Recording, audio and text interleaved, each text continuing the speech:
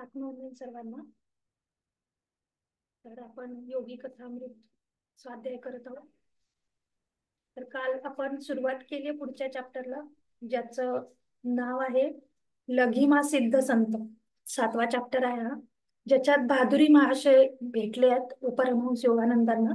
आणि त्यांनी काल आपण काल इथपर्यंत बघितलं की बहादुरी महाशयांनी परमहंसांना विचारलं की तू पुष्कळदा ध्यान लावून बसतोस, तर तुला काही अनुभव वगैरे असं काही येतं का म्हणून. तर त्यांनी सांगितलं पुढे त्यांना की ध्यान लावण्यापेक्षा ईश्वराला अधिक प्रेम कर, असं त्यांनी परमहंसांना सांगितलं. आणि काय विचारलं पुढे की त्यांचं म्हणजे परमहंसांचं आणि बहादुरी महाशयांचं जे काही बोलणं चालू होतं तेव्हा त्यांनी त्यांना आंबे खायला दिले कोणी परमहंसांना, बहादुरी महाशयांनी. आणि गंभीर आवाज आणि विनोदी बोलण्याच्या स्वभावामुळे त्यांना परमहंसांना त्यांचा सहवास आवडायचा, त्यामुळे ते रोज त्यांच्याकडं त्यांच्या सानिध्यात जायचे. आणि काय म्हटलंय ते पुढे की लोकांना म्हणजे साधारणपणे लोकांना ध्यान योगापेक्षा जलयोग पसंत पडतो. म्हणजे त्यांना म्हणायचं की ध्यान करण्यापेक्षा खाणं जास्ती पसंत असतं. तर ते त्याने गंभीर चेहऱ्यानी आणि आवाजाने बोलल्यावर ते ऐकून परमहंस हसले. आणि मग पुन्हा त्यांना बहादुरी महाशय म्हणतात की काय हास्य आहे तुझे. त्यांच्या दृष्टीमध्ये एकदम प्रेमळपणाची झाक होती जेव्हा ते परमहंसांकडे बघत होते तेव्हा. त्यांची स्वतःची मुद्रा नेहमी गंभीर असायची, पण त्यात समाधीचे स्मित मंद्रुपणे असायचे. त्यांच्या कमळासारख्या विशाल डोळ्यांमध्ये एक तऱ्हेचे सुप्त दिव्य हास्य दिसून येत असे, असं परमहंसांनी उल्लेख केलाय. आणि पुढे सांगतात की दूर अमेरिकेतून ती पत्रे येतात असे म्हणून साधू महाराजांनी टेबलावर पडलेल्या जाड जाड पाकिटांकडे बोट दाखवले. योगशास्त्राची ज्यांना आवड आहे अशा लोकांच्या काही थोड्या संस्था आहेत, त्यांच्याशी माझा पत्रव्यवहार चालतो. त्यांना भारत देशाचा नवीनच शोध लागला आहे. कोलंबसाने जो शोध लागला त्याच्यापेक्षा अधिक योग्य दिशेने त्यांना मदत करण्यात मला आनंद वाटतो. योग विषयक ज्ञान हे सूर्यप्रकाशाप्रमाणे ज्याला पाहिजे असेल त्याला मुक्त आहे. म्हणजे आता बहादुरी महाशय परमहंसांना सांगतायत की त्यांच्याकडे अमेरिकेतनं पत्र येतं, म्हणजे कोणाकडे, बहादुरी महाशयांकडे. आणि योगशास्त्राचा अभ्यास, भारतातल्या योगशास्त्राच्या अभ्यासाचं कुतूहल किंवा नवीन शोध अमेरिकेतल्या लोकांना लागलाय, तिथल्या काही संस्थांना लागलाय असं ते सांगतात. आणि भारताचा जो काही कोलंबसाने लावलेला शोध होता त्याच्यापेक्षा अधिक योग्य दिशेने शोध त्यांनी लावलाय असं त्यांनी म्हटलं. म्हणजे त्यांनी हे सांगायचा प्रयत्न केला इथे परमहंसांना की भौगोलिक दृष्ट्या कोलंबसनी भारत जरी शोधला असला तरी आता जे काही अमेरिकेचे लोक आणि काही संस्था आहेत त्यांना खरं जे काही शोधायचं होतं ते म्हणजे त्यांना सांगायचं होतं की अध्यात्म, ज्याचं गूढ आणि खूप रहस्यमय ज्ञान जे काही भारतात आहे योगशास्त्राच्या नुसार, तर म्हणजे योगशास्त्राद्वारे किंवा योगशास्त्रासारखं, तर त्याचा शोध आता अमेरिकेतल्या लोकांना आणि काही संस्थांना लागला. आणि तो जो काही शोध त्यांनी लावलाय तो त्या कोलंबसाने लावलेल्या शोधापेक्षा अधिक योग्य दिशेने आहे असं त्यांनी उल्लेख केलाय. त्यांना मदत करण्यात मला आनंद वाटतो असं बहादुरी महाशय म्हणतात. आणि योग विषयक ज्ञान हे सूर्यप्रकाशाप्रमाणे ज्याला पाहिजे असेल त्याला मुक्त आहे असं त्यांनी सांगितले. पुढे ते म्हणतात की मानवाच्या मुक्तीकरिता ज्या गोष्टी ऋषींना आवश्यक वाटल्या त्या पाश्चिमात्याकरिता सोयीच्या करणे योग्य होणार नाही. योगाभ्यासाची एक प्रकारची शिस्त जर पाळली गेली नाही तर पूर्व काय किंवा पश्चिम काय कोणीही त्यात प्रगती करू शकणार नाही. आत्मा हा तसे पाहिले तर त्यावरील बाह्य अशी विविध आवरणे सोडून दिल्यास एकच आहे. म्हणजे ते म्हणतात की ऋषी मुनींनी मानवाच्या मुक्तीसाठी ज्या काही गोष्टी आवश्यक वाटल्या त्या म्हणजे आपल्या भारतात सांगितलं. आणि पश्चिमात्य म्हणजे आपण ज्या युरोपियन कंट्री म्हणतो किंवा अमेरिका, जे काही बाहेरचे देश आहेत त्याला पाश्चिमात्य देश म्हटलंय.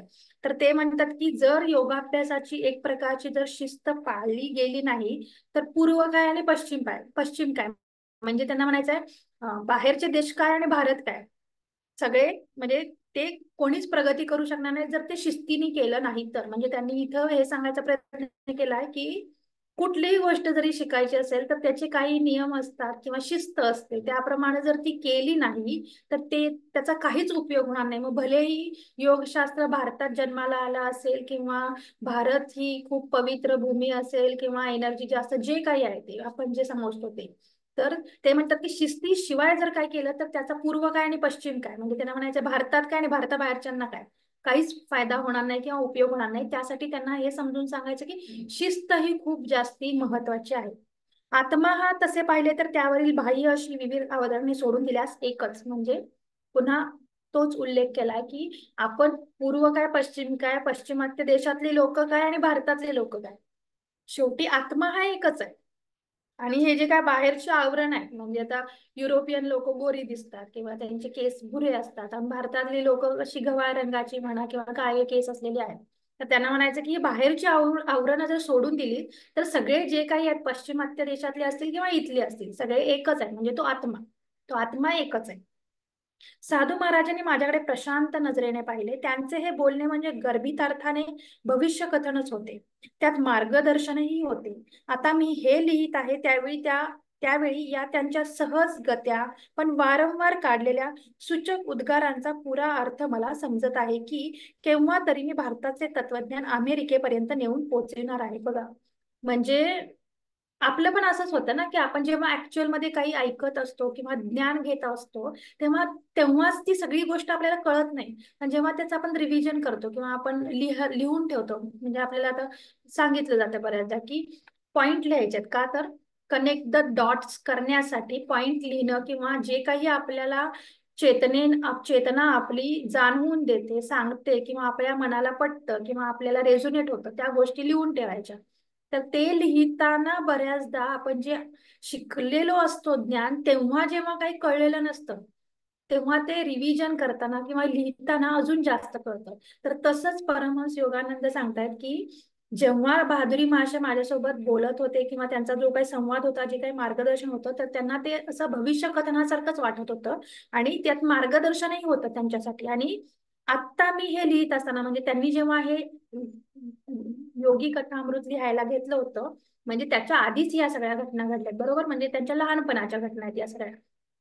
तर त्यांच्या लहानपणी जेवढं त्यांना कळलं नव्हतं प्रत्यक्षात त्या बहादुरी महाशयांना भेटून किंवा बाकीच्या संतांना साधूंना भेटून, तेव्हा त्यांना लिहिताना हे पुस्तक लिहिताना बऱ्याच गोष्टी उमजल्यात किंवा अजून अधिक गहन डीप अर्थ त्याचे कळले. तर ते म्हणतात की आत्ता मी हे लिहित आहे त्यावेळी मला या त्यांच्या सहज गत्या पण वारंवार काढलेल्या सूचक उद्गारांचा पुरा अर्थ मला समजत आहे की केव्हा तरी मी भारताचे तत्वज्ञान अमेरिकेपर्यंत नेऊन पोहोचवणार आहे. बघा, मागच्या पण एका चॅप्टर मध्ये उल्लेख केला होता, एका साधूंनी सांगितलं होतं परमहंसांना की तू पाश्चिमात्य देशात किंवा अमेरिकेसारख्या पाश्चिमात्य देशांमध्ये जाऊन आपल्या भारतातील ज्ञानाचा प्रसार करशील, असं भविष्य कथन त्यांच्याबद्दल केलं होतं.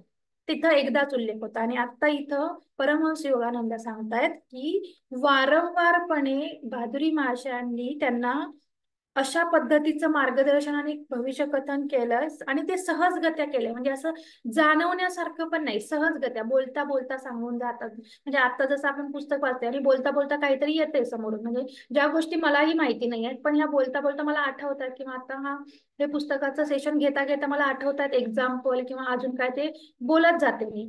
पण ह्या गोष्टी मलाही माहित नाहीत, पण जेव्हा मी याची उजळणी करेन नंतर ना पुढे जाऊन कधी युट्यूब मध्ये मी बघेन पुन्हा हा सेशन किंवा मी हा सेशन झाल्यानंतर किंवा हे पुस्तक वाचून झाल्यानंतर काही नोट्स काढेन की मला काय काय जाणवलं यावेळी मी नव्यानं पुस्तक वाचताना. मी याच्या आधीही वाचले पण आत्ता वाचल्यावर मला अजून काय समजलं, त्यातून काय ज्ञान मिळालं, हे जेव्हा मी पॉइंट लिहायला लागेल किंवा त्याचं विवरण चिंतन करायला लागेल तेव्हा मला त्यातनं अजून अधिक गहन ज्ञान मिळू शकतं. आणि त्यांनी तेच लिहिलंय की त्यांना आत्ता हे म्हणजे पुस्तक लिहिताना खऱ्या अर्थानं अजून समजलं की म्हणजे माझं भविष्य त्यांनी वारंवार सहजगत्या सांगितलंय की मी भारतातलं तत्वज्ञान अमेरिकेत नेऊन पोहोचवणार आहे. महर्षी, जगाच्या कल्याणाकरिता योगावर आपण एखादे पुस्तक लिहावे असे मला वाटते, असं परमहंसांनी बहादुरी महाशयांना सांगितलं की तुम्ही जगाच्या कल्याणाकरता योगावर एखादं पुस्तक लिहावं असं मला वाटतं. तर त्याच्यावर बहादुरी महाशयांनी किती सुंदर उत्तर दिले ते ऐकूया आपण. की मी शिष्यांना तयार करीत आहे ते शिष्य आणि त्यांची परंपरा म्हणजे चालते बोलते ग्रंथच होत. त्यांच्याकरवी जे योगाचे ज्ञान प्रसूत होईल त्यास कालाची नैसर्गिक बाधा लागणार नाही, की टीकाकारांची अनैसर्गिक टीका त्या ज्ञानाचे स्वरूप विकृत करणार नाही. बघा, आपण बघतो ना बऱ्याचदा की काही पुस्तकं असतात त्याच्यावर टीका केल्या जातात, किंवा त्याची पुन्हा पुनरावृत्ती काढली जाते, त्याच्यात थोडेफार चेंजेस केले जातात, किंवा बऱ्याच जणांना ते पटत नाही तेव्हा त्याच्यावर टीका होतात. त्यांना म्हणायचंय असं की मी हे लिमिटेड करून ठेवण्यापेक्षा मी चालते बोलते ग्रंथ बनवतो, जेणेकरून निसर्गाचं लिमिटेशन त्याला येणार नाही. म्हणजे आता आपण कसं म्हणतो की 100 वर्षापूर्वी लिहिलेला एखादा ग्रंथ किंवा पुस्तक ते जसंच्या तसं आत्ता लागू नाही पडत. ह्याला आपण काय केला, निसर्ग नियम घातला की त्या काळातलं आहे ते, आणि पण असं ऍक्च्युली नसतं. पण मानवाच्या स्वभावानुसार आपण त्याला लिमिटेशन घालत जातो, वेळेच्या आणि हम्म, परिस्थितीच्या आणि जागेची बंधनं घालत जातो. तर त्यांना म्हणायचं की हे नैसर्गिक कालाची बाधा लागणार नाही, किंवा अनैसर्गिकरित्या टीकाकारांची टीका त्या ज्ञानाचं स्वरूप विकृत करणार नाहीत. म्हणून ते म्हटले की मला पुस्तक लिहिण्यापेक्षा या शिष्यांना तयार करणं चांगलं वाटतंय, किंवा चालते बोलते ग्रंथ जे निर्माण होतात त्याच्यात मला जास्ती रस आहे, असं त्यांना सांगायचं होतं. संध्याकाळी त्यांचे शिष्य येईपर्यंत मी योगी महाराजांच्या जवळ एकटाच होतो. बहादुरी महाशयांनी अद्वितीय असेच प्रवचन दिले.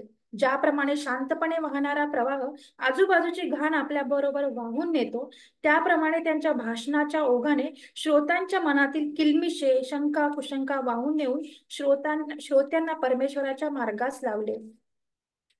या चित्तवेधक उपदेशपर गोष्टी त्यांनी बंगाली भाषेमध्ये अगदी बिनचूक सांगितल्या. म्हणजे ते त्यांचं जे काही संभाषण होतं हे बंगाली भाषेमध्ये होतं, हे इथं त्यांनी नमूद केलं. त्या दिवशी संध्याकाळी बहादुरींनी मीराबाईच्या जीवनातील काही तत्वज्ञान विषयक मुद्द्यांचे विवरण केले. मीराबाई एक राजपूत राजकुमारी होती. तिने सत्संग जोडण्याकरिता राजवैभवाचा त्याग केलेला होता.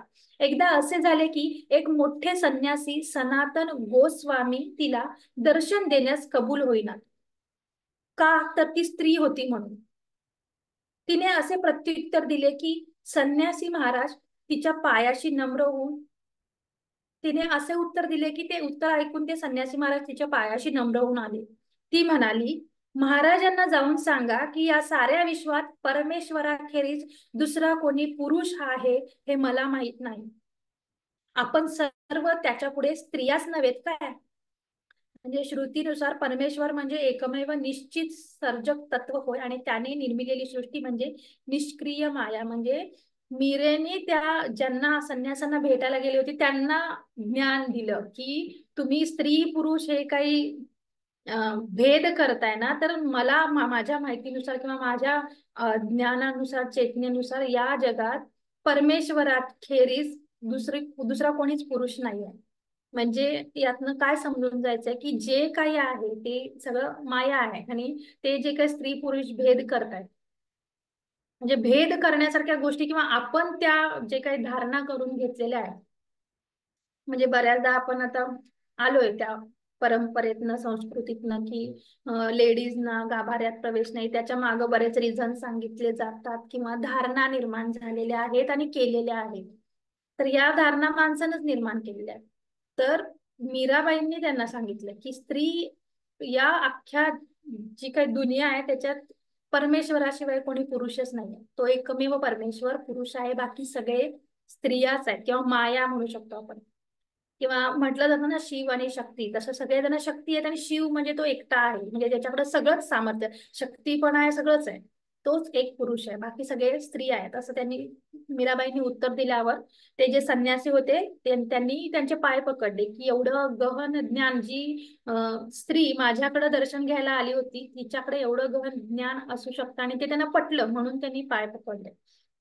तर मीराबाईने भावनापूर्ण अशी अनेक गीते भजने केली आहेत, ती अद्याप भारतात लोकांच्या तोंडी आहेत. त्यापैकी एक गीत इथं त्यांनी पुस्तकात लिहिलेलं आहे. तर प्रेम लगाना चाहिए मनुआ प्रीत लगाना चाहिए, नीत नहाने से हरी मिले तो मैं जल जंतु होई. म्हणजे त्यांनी इथं वर्णन केलंय की प्रेम लगाना चाहिए मनुआ प्रीत लगाना चाहिए, म्हणजे प्रेम आणि प्रीत म्हणजे लावली पाहिजे, किंवा आपण म्हणतो ना की देवावर प्रेम केलं पाहिजे, प्रीत निर्माण झाली पाहिजे, तसं नीत नहानेसे हरी मिले तो मैं जलजंतू होईल. म्हणजे रोज आंघोळ केल्यानं जर परमेश्वर मिळत असेल तर मी पाण्यातला जंतू व्हायला सुद्धा तयार आहे, असं त्यांच्या या गीतामध्ये त्याचा अर्थ निघतो. म्हणजे त्यांनी ज्या ओळी लिहिल्यात, जे मला म्हणजे अंडरस्टँड झालंय त्याच्यातनं अर्थ, तो मी सांगते. प्रत्येक जण वाचायला घेईल हे पुस्तक किंवा या जे ओळी आहेत, तर प्रत्येकाला त्यातनं वेगळा वेगळा अजून गहन अर्थही मिळू शकतो. त्यामुळे असं नाहीये की मी इथं सांगायला ते एक्झॅक्टली तसंच 100% आहे, असं नाही. तुम्ही पण वाचायला घेतल्यावर तुम्हाला पण त्यातनं अजून बरेच अर्थ उमगतील. तर मला जो उमगतोय तो मी इथं वाचता वाचता तुम्हाला सांगते. फल मूल खाके हरी मिले तो बहुत मुर्गी आजा, माला जपने से हरी मिले तो मैं जपू बहुत माला. म्हणजे थोडक्यात आपण जे मंत्र जप वगैरे करतो, तर ते जप आणि मंत्र करून जर हरी मिळणार असता तर मी खूप माळा जपल्या असत्या. पत्थर पूजे हरी मिले तो मैं पूजू पहाड़, दूध पीने से हरी मिले तो बहुत वत्स बाला. बघा, पत्थर म्हणजे त्यांना म्हणायचं मूर्ती पूजा जे करतात ना, दगडाची पूजा करून जर परमेश्वर प्राप्त झाला असता तर मी तर पहाड पूजले असते म्हणतात. त्या पहाड म्हणजे आपण कल्पना करू शकतो पूर्ण दगडानेच बनलेला असतो, बरोबर. तर त्या म्हणतात की त्या एवढ्यासा जी काही मूर्ती 1 फूट 4 फूट 5 फूट जी काही मूर्ती असेल तेवढासा दगड पूजण्यापेक्षा जर मला पटत असतं किंवा जर खरंच असतं की मूर्ती पूजून देव प्राप्त झाला असता तर मी तो एवढा छोटा दगड पूजण्यापेक्षा मोठा पहाडच पूजला असता किंवा त्याची मी पूजा केली असती. दूध पिणे से हरी मिले तो बहुत वत्स बाला. म्हणजे दूध पिऊन जर परमेश्वर प्राप्त झाला असता तर हरी मिले तो बहुत वत्स बाला. म्हणजे जे गाईचं पाडसं असतं ते तर दूधच पित असतं, बरोबर. मग ते पण परमेश्वर मिळवू शकला असतं, बरोबर. तर नारी छोडके हरी मिले तो बहुत रहे हे हो जा, मीरा कहे बिना प्रेम से ना मिले नंदलाला. म्हणजे त्या म्हणतायत की नारी छोडके हरी मिले तो बहुत रहे हे खोजा. म्हणजे नारी छोडके म्हणजे स्त्रियांना सोडून जर परमेश्वर भेटला असता तो बहुत रहे हे खोजा. म्हणजे मग तसं बघितलं तर स्त्रिया सोडून किंवा नारी ज्याला म्हटलं ते सोडून बाकीचे पण लोक खूप जण शोध घेत आहेत त्या परमेश्वराचा, मग त्यांना पण तर मिळाला असता ना परमेश्वर. मीरा कहे बिना प्रेम से ना मिले नंदलाला. म्हणजे साधनेशिवाय भक्तीशिवाय तुम्ही काही म्हणू शकता त्याच्यात, त्यांनी जे वाक्य लिहिलंय ते गीतामध्ये, मीरा कहे बिना प्रेम से ना मिले नंदलाला. म्हणजे त्या म्हणतात की बिना प्रेम से ना मिले नंदलाला, प्रेमाशिवाय परमेश्वराची प्राप्ती नाहीये, नंदलालाची प्राप्ती नाहीये. याचा अर्थ आपण असा पण घेऊ शकतो की विदाऊट साधना म्हणजे साधनेशिवाय भक्तीशिवाय भावाशिवाय, म्हणजे प्रेम हा भाव झाला ना, श्रद्धा झाली, तसं भक्तीशिवाय भावाशिवाय प्रेमाशिवाय भावनेशिवाय किंवा साधनेशिवाय परमेश्वर नाही मिळू शकत, असं त्या सांगतात. बहादुरी महाशय समाधी लावून बसत त्यावेळी काही विद्यार्थी बाजूला पडलेला त्यांच्या पादत्राणात पैसे ठेवून जात. भारतात अशा तऱ्हेने दक्षिणा देण्याची पद्धत आहे. याचा अर्थ असा की भक्त आपली भौतिक मालमत्ता गुरुच्या चरणाशी अर्पण करीत आहे. कृतज्ञ मित्र म्हणजे अन्य रूप धारण केलेला परमेश्वरच आणि तो स्वतःच आपला योगक्षेम चालवतो. बघा, इतकं सुंदर ज्ञान मिळतंय ह्याच्यातनं की बहादुरी महाशय जेव्हा समाधी लावून बसत किंवा ध्यानाच्या स्थितीत बसत तेव्हा काही विद्यार्थी त्यांच्या बाजूला त्यांचे जे काही चप्पल पादत्राणं काढलेले असायचे तर त्याच्यात पैसे ठेवून जात. आणि परमहंस योगानंद लिहितात की भारतात अशा तऱ्हेने दक्षिणा देण्याची पद्धत आहे. आता आपण बघतो प्रत्येक मंदिरात दक्षिणा पेटी वगैरे ठेवलेली असते. तर त्याच्या मागचा अर्थ काय आहे? याचा अर्थ असा की भक्त आपली भौतिक मालमत्ता गुरुच्या चरणाशी अर्पण करीत आहे. किती गहन अर्थ आहे यातनं की ती दक्षिणा देणं म्हणजे आपल्याकडे जे काही भौतिक मालमत्ता आहे ती गुरुच्या चरणाशी अर्पण करणं. आणि आपण काय करतो? म्हणजे किती चुकीच्या धारणा किंवा आपण चुकीच्या पद्धती फॉलो करतोय की आपण देवाकडे जातोय, 10 रुपये 100 रुपये टाकतोय किंवा एक नारळ देतोय, हार देतोय किंवा एक साडी देतोय, एक ब्लाउज पीस देतोय, ज्या काही या भौतिक गोष्टी आहेत ते, आणि त्याच्या बदल्यात आपण काय मागतोय? पुन्हा भौतिक गोष्टीच मागतोय, बरोबर. करतोय ना आपण, असंच करतोय की देतोय पण भौतिक वस्तू आणि मागतोय त्याच्यापेक्षा जास्त मोठ्याच्या मोठ्या भौतिक वस्तू, बरोबर. हे बरोबर आहे का चुकीचं आहे ते आपलं आपण आत्मनिरीक्षण, आत्मपरीक्षण, आत्मछेदन, आत्मउच्छेदन जे काय आहे ते आपण करून बघायचंय की परमेश्वर किंवा देव किंवा मंदिर जे काही आपण शोधतोय किंवा अध्यात्म करतोय, जे काही धार्मिक पद्धती चालत आलेत परंपरेनं संस्कृतीप्रमाणे, तर त्या पद्धती कितपत आपण बरोबर पद्धतीनं समजून घेतलेत ते बघायचं आहे आपल्याला समजून घेऊन. की भौतिक वस्तू आपण अर्पण करतोय म्हणजे याचा अर्थ भादुरी महाशय किंवा परमहंस योगानंद लिहितायत की गुरूंच्या चरणी ती सगळी मालमत्ता अर्पण करायची आहे, जेणेकरून आपण त्या परमेश्वराच्या ओढीला लागू किंवा त्यालाच मिळू. पण आपण करतोय काय, थोडंसं देतोय आणि जास्तीची भौतिक मालमत्ताच मागून घेतोय. तर आपलं आपण परीक्षण करायचंय, ज्याला ज्याला रेझोनेट होतंय त्याप्रमाणे आत्मनिरीक्षण करून लिहायला घ्यायचंय थोडं काहीतरी, की आपल्याला काय समजलं यातनं, आजच्या या गोष्टींमधनं किंवा जे काय ऐकतोय आपण त्यातनं. आणि नुसतं समजून घेऊन लिहून नाही काय होणार आहे, बरोबर. ते लिहिलेलं त्याचं इम्प्लिमेंटेशन पण महत्वाचं आहे. प्रॅक्टिकली आपण तसं करू शकतो का, विचार करून बघायचंय स्वतः स्वतः, की आता मला आज हे ज्ञान मिळालंय की भौतिक वस्तू आपण मंदिरात किंवा गुरुच्या चरणी अर्पण करायच्या म्हणजे काय, की परमेश्वराची अध्यात्माची ओढ लागावी म्हणून ही भौतिक मालमत्ता जी काही आहे, मायाजाळ जे आहे, ते सोडल्याशिवाय आपण त्याच्या वरच्या पायरीला नाही जाऊ शकत. तर जर आपण ते सोडून पुन्हा त्याच्यापेक्षा त्याच्या बदल्यात डबलच मागत असू भौतिक मालमत्ता, तर आपण वरच्या पायरीला चाललोय का खालच्या पायरीला चाललोय, हे आपल्याला बघायचं. आणि हे आपल्याला कळल्यानंतर ना आपण प्रत्यक्ष आपल्या आयुष्यात इथून पुढं स्वतःच्या विचारांमध्ये वागणुकीमध्ये बदल करू शकतो का, आणि करू शकत असेल तर त्याची सुरुवात करायची. तर आपण जे काही ज्ञान घेतोय त्याचा उपयोग आहे. तर त्यांनी सांगितलं की ही भौतिक मालमत्ता गुरुचरणी अर्पण करायची म्हणजे ते पैसे ठेवायचे. आणि कृतज्ञ मित्र म्हणजे अन्य रूप धारण केलेला परमेश्वरच, आणि तो स्वतःच आपला योगक्षेम चालवतो. गुरुजी मोठे आश्चर्य आहे. एक शिष्य निरोप घेण्यापूर्वी पितृवत्सल अशा त्या महर्षींकडे औत्सुक्यपूर्ण दृष्टीने पाहत होता. आपण आपल्या संपत्तीचा किती सुंदर, म्हणजे मला तर हा खूप जास्ती आवडणारा चॅप्टर आहे. आणि स्पेशली आत्ताचं जे चालू आहे ते शेवटचं एक पान आहे, ते एक दोन पान. तर त्यांनी ना खूप सुंदर सांगितलंय की आपण ह्या मायाजाळात मॅट्रिक्स मध्ये अडकलोय ना, तर आपण खरं जी संपत्ती आहे ना त्याच्याबद्दल त्यांनी खूप छान सांगितलं याच्यात. ते आता आपण बघूयात, थोडं लक्ष देऊन ऐका सगळ्यांनी, खूप महत्वाचं आहे. त्यातनं समजून घेण्यासारखं बरंच आहे आपल्याला. एक शिष्य निरोप घेण्यापूर्वी पितृवत्सल अशा त्या महर्षींकडे औत्सुक्यपूर्ण दृष्टीने पाहत होता. आपण आपल्या संपत्तीचा व सुखी संसाराचा परमेश्वराच्या शोधात व आम्हासारख्यास बोध करण्याकरिता त्याग केलेला आहे. बहादुरी महाशयांनी अगदी लहानपणीच योग मार्गावर अगदी एकचित्तपणे पदार्पण करण्यापूर्वी आपल्या वडिलार्जित धनदौलतीचा त्याग केला होता, हे सर्व विश्रुत होते. मला हे तुझे बोलणे उलटेच वाटते, असं ते म्हणाले. गुरु महाराजांच्या मुद्रेवर उपहासाची किंचित छटा होती. अनंत अशा परमानंदाच्या प्राप्तीकरिता थोड्याशा पैशावर व थोड्याशा सुखावर मी पाणी सोडले, ह्यात मी काय मोठा त्याग केलेला आहे. ह्या दौलतीच्या उपभोगाच्या आनंदात मी सहभागी होत आहे, याला त्याग म्हणायचे. हा, याला त्याग म्हणायचे का, म्हणजे त्यांना म्हणायचं की या भौतिक दौलतीच्या उपभोगात किंवा संपत्तीत जर मी आनंद घेत असेन, ते उपभोग असेन, तर ह्याला त्याग म्हणायचे का, हे प्रश्नच विचारतात. आणि संकुचित दृष्टीचे संसारी लोकच खरे त्यागी होत. म्हणजे त्यांना दया वाटते आपल्यासारख्या लोकांवर. ते म्हणतात की संकुचित दृष्टीचे संसारी लोकच खरे त्यागी होत. असं का म्हणतात ते, तर ते म्हणतात की ते मुठभर अशा ऐहिक खेळण्याकरिता अप्रतिम अशा दैवी दौलतीचा त्याग करतात. बघा, म्हणजे आपण योग्य मार्गावर आहे आता, बरोबर.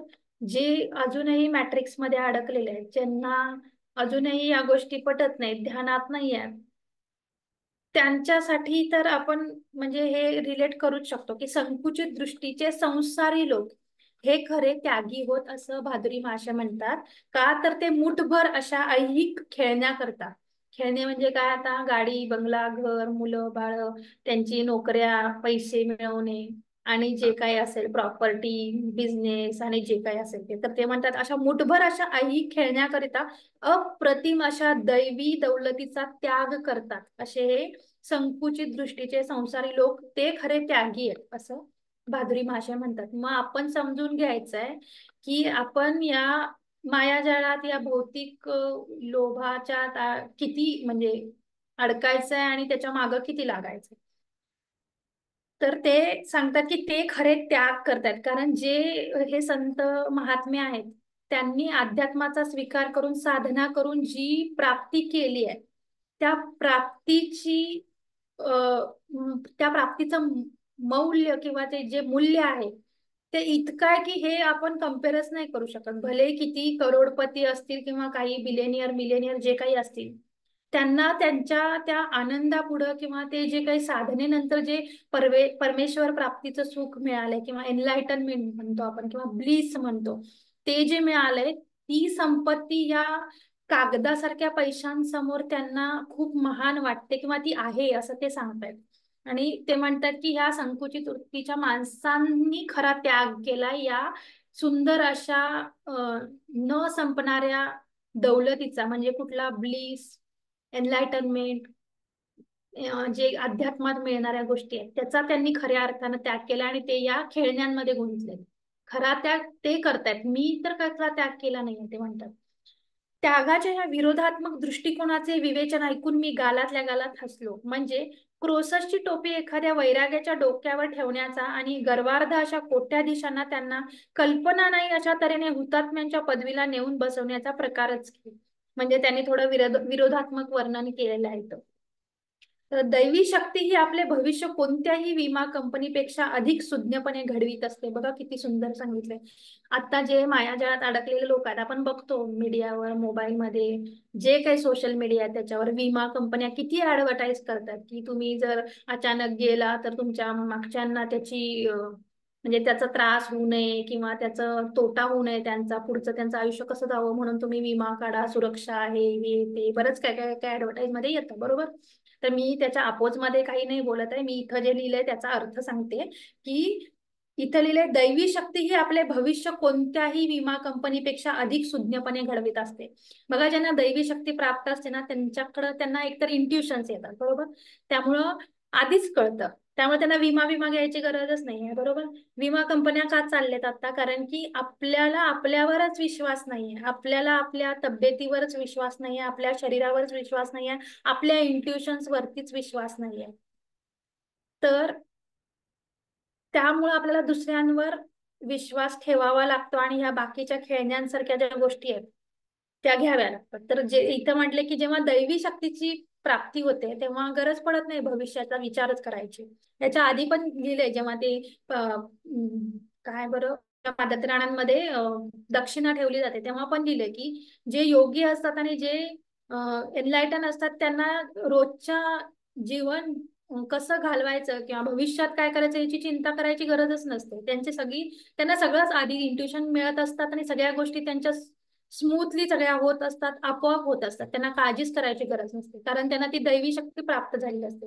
मग म्हणून त्यांनी हे विरोधात्मक जे काय वरती वर्णन केलं की संकुचित वृत्तीची माणसं ही खऱ्या संपत्तीपासून त्याग करतायत आणि त्यागी झालेत. कारण जेव्हा ही दैवी शक्ती प्राप्त होते तेव्हा रोज 12 तासाची ड्युटी करायची गरज नाहीये, नाईट शिफ्ट आणि सलग 2-2 2-2 3-3 दिवस जे काही जॉब करणारे आहेत किंवा जे काही आहे ते हे भौतिक गोष्टींचं जे काही आपण ज्याच्यात अडकलोय त्या गोष्टी करायची गरजच पडणार नाही, बरोबर. किंवा आपण ज्याच्यात कुठल्या ह्या मटेरियलिस्टिक लाईफ मध्ये गुंतलोय त्या गोष्टी करायची गरजच पडणार नाही जेव्हा ती आपल्याला दैवी शक्ती प्राप्त होईल. कारण आपल्याला माहिती आहे हे जे काही साधू महात्मे आहेत त्यांच्याकडे एवढ्या शक्ती अफाट होत्या पण त्यांनी कधी त्याचा दुरुपयोग पण नाही केला, बरोबर. म्हणजे एखादी सिद्धी प्राप्त झाली, आता आपण आजूबाजूला पण बऱ्याचदा बघतो की सिद्धी प्राप्त असते बऱ्याच जणांना पण त्याचा उपयोग पैसे मिळवण्यासाठीच होत आहे किंवा होतोय तेव्हा त्याचा दुरुपयोग असतोय. कारण पुन्हा ते मटेरियलिस्टिक लाईफ मध्येच गुंतायला चाललेत आणि पुन्हा अधोगतीकडेच जाणार आहे जेव्हा आपण त्या पैशांच्या मागे लागणार आहे. तर त्यांना ते कळत नाही एखाद्या म्हणजे त्यांच्या काहीतरी मागच्या जन्मींच्या साधना असतील किंवा पुण्याई असेल त्याच्यामुळे त्यांना आता जी काही सिद्धी प्राप्त झाली त्याचा पण योग्य वापर कसा करायचा हे कळत नाही. आणि ही टेस्टिंगची पायरी असते आपल्यासाठी पण. जेव्हा आपल्याला एखादी सिद्धी प्राप्त होते किंवा आपल्याला कळायला लागतं की मला बाकीच्यांपेक्षा पुढचं अधिक कळतंय किंवा जे काही असेल ते इंट्युशन्स येणं जे काही असेल ते सिद्धी, तर त्या सिद्धी पण आपल्याला अशा लेवलला दिलेल्या असतात की आपण पूर्ण पर्वत चढलाय, म्हणजे जस्ट एक एक्झाम्पल देते. समजा 100 पायऱ्यांचा पर्वत आहे आणि आपण 99व्या पायरीला किंवा 95-99च्या तिथल्या कुठल्या तरी पायरीला आलोय. एवढ्या म्हणजे जस्ट जवळच आलोय तसं पूर्ण पूर्ण व्हायला. ती आपली जी काही परीक्षा आहे ती 100पर्यंत पोहोचायला एकदम जवळ आलोय आणि 99 किंवा 95च्या पायरीवर आपल्याला अशी सिद्धी मिळते. आणि ती सिद्धी आपण कशी वापरतो? जर त्याचा दुरुपयोग झाला तर पुन्हा आपल्याला शून्यापासून पहिली पायरी चढत यायला लागते, पुन्हा 100पर्यंत. तेच जर त्या सिद्धीचा आपण योग्य उपयोग केला साधनेसाठी म्हणा किंवा बाकीच्या गोष्टींसाठी, गर्व अहंकार न येता, जसं आपण व्याघ्र स्वामींचं काल बघितलं. त्यांना जेव्हा कळलं अहंकार आणि गर्वाचा काय त्यांच्यावर परिणाम झाला आणि कसं ते त्यांना जे काही सामर्थ्य प्राप्त होतं वाघाबरोबर झुंजण्याचं किंवा शरीर यष्टी प्राप्त झाली होती, सिद्धी प्राप्त झाली होती, त्याचा जेव्हा ते स्वतःची वाहवा मिळवण्यासाठी अहंकार त्यांचा अजून मोठा करण्यासाठी जेव्हा ते विचार करायला लागले, तेव्हा त्यांना इंट्युशन पण मिळाले, पूर्वसूचना मिळाल्या, तरीही ते ऐकले नाही त्यांनी. बरोबर, त्यांच्या सिद्धीचा त्यांनी दुरुपयोग केला, तेव्हा त्यांना त्या गोष्टीला सामोरं जावं लागलं. 6 महिने ते अंथरुणाला खिळून राहिले. बरोबर, त्यांचं ऍटलिस्ट ठीक आहे, ते काहीतरी पुण्याई म्हणा, त्यांची साधना होती म्हणून त्यांना ऍटलिस्ट ते वाचले. तरी आपलं काय आहे, आपल्याला तर माहिती पण नाही किंवा इंट्युशन आलेले पण आपल्याला कळत नाही, म्हणजे आपल्याला किती साधना करायची गरज आहे. आणि जेव्हा एखादी सिद्धी प्राप्त होते साधना करून, म्हणजे ध्यान करून, बऱ्याच जणांना होते किंवा कळायला लागतो किंवा बरंच काय काय होतं, इंट्युशन येणं, ड्रीम मध्ये येणं, सगळे मेसेजेस मिळायला लागतात. आणि जर आपण त्याचा दुरुपयोग करायला लागलो तर आपण 99पर्यंत पोहोचलेला असतो. फक्त एक पायरी चढायची गरज असते जेव्हा आपल्याला एनलायटनमेंट मिळणार असते. आणि ती जी काही सिद्धी आहे मिळालेली, ती आपली टेस्टिंग असते, शेवटची टेस्टिंग म्हणू शकतो आपण त्याला. आणि ती जर परीक्षा आपण पास झालो तर आपण पुढे पोहोचणार आहे. आणि जर तिथं नापास झालो तर पुन्हा पहिल्या पायरीपासून चढायला लागणार आहे आपल्याला. तर हे आपल्याला समजून घेतलं पाहिजे की ज्या काही सिद्धी आहेत त्याचा आपण कसा उपयोग केला पाहिजे. गर्व अहंकाराने उपयोग करायचा, दुरुपयोग करायचा, की ती सिद्धी आवश्यक त्या ठिकाणी निसर्गा नियमाप्रमाणे, त्या जगनियन त्याच्या नियमाप्रमाणे वापरायची. हे आपल्या चॉईसवर आहे, शेवटी आपल्या फ्री व्हीलवर सोडलेलं असतं ते. तीच परीक्षा असते आपली. आणि तिथं जर आपण आपली सद्विवेक बुद्धी जागृत नाही ठेवली तर पुन्हा आपलं हे जन्म मरणाचं जे काही फेरे आहेत ते पुन्हा आपल्याला चालू राहतात. तर तो मेन पॉइंट आहे टेस्टिंगचा, तो आपल्याला कळला पाहिजे. तर ते पुढे सांगतात की गुरु महाराजांचे हे समारोपात्मक शब्द त्यांच्या मार्गाच्या अनुभूतीचा अभिप्राय दर्शवित होते. जग हे बाह्यकारी सुरक्षित दिसणाऱ्या गोष्टीवर विश्वास ठेवणाऱ्या लोकांनी भरलेले आहे. म्हणजे ते सांगतात की बाहेरच्या, जसं मग अशी म्हटलं की बाहेरच्या गोष्टींवर विश्वास कधी ठेवतो माणूस, जेव्हा स्वतःवर विश्वास नसतो तेव्हा. म्हणून ते विमा कंपन्यांचं पण उदाहरण दिलं गेलंय. तर त्यांचे कटू विचार म्हणजे त्यांच्या कपाळावरील जखमांच्या वर्णाप्रमाणे हो. जो आपल्या पहिल्या श्वासापासून हवा व दूध पुरवित असतो, तोच आपल्या भक्ताची दररोजची सोय कशी करावी हे जाणतो. विश्वास पाहिजे ना त्यासाठी आधी आपल्याला. शाळा सुटल्यानंतर या महर्षींच्या दारी जाण्याची वारी मी पुढे चालू ठेवली. एका शांत उत्साहाने त्यांनी मला अनुभव घडवून आणण्यास मदत केली. एके दिवशी ते आमच्या गडपार रोडवरील घरापासून दूर राममोहन रॉय रोडवर राहावयाला गेले.